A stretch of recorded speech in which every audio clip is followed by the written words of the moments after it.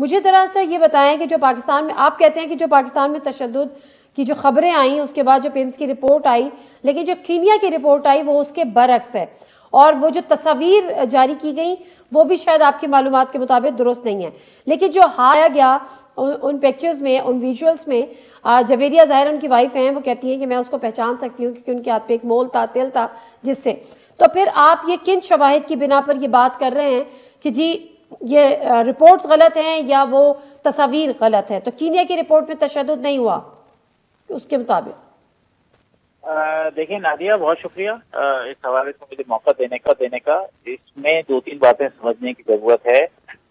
میں ذاتی طور پہ سمجھتا ہوں، چونکہ میں نے اس پہ تھوڑا سا کام کیا، کینیا میں بھی کچھ لوگوں سے میری بات ہوئی اور بھی جو لوگ اس کیس سے ریلیٹڈ تھے ان سے بھی میری بات ہوئی۔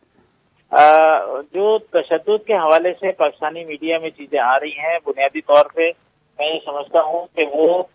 تشریح کی غلطی ہے یا سمجھنے کا فقدان ہے۔ جن حوالے سے یہ بات کی گئی کہ اسد شریف کے ناخن نکالے گئے، ان پہ تشدد کیا گیا، تو اس ناخن کے حوالے سے تو جو کینیا کی پوسٹ مارٹم رپورٹ اس میں واضح طور پہ لکھا ہے کہ وہ ڈی این اے کے لیے نکالے گئے ناخن تھے۔ اس کے علاوہ جن زخموں کا ذکر کیا گیا ہے پاکستانی ڈاکٹروں کی جانب سے، انہی کا ذکر اور انہی کے تمام کتنے سینٹی میٹر کا زخم لگا، اس کا انٹری پوائنٹ کیا تھا، اس کا ایگزٹ پوائنٹ کیا تھا، وہ تمام چیزیں کینیا کے اس کے اندر بھی موجود ہیں۔ اور جس وقت پوسٹ مارٹم ہو رہا تھا اس وقت پاکستانی جو سفارتی عملہ تھا وہ بھی وہاں پر موجود تھا، اور اس حوالے سے ان دونوں افراد کے نام بھی اس پوسٹ مارٹم رپورٹ کے اندر مینشن کیے گئے ہیں جو کہ اس وقت موجود تھے۔ تو اب اس ساری چیزوں کو کسی حتمی نتیجے پر، کسی انکوائری کے تمام مراحل مکمل ہونے سے پہلے ہی اس اینگل کے ساتھ پیش کرنا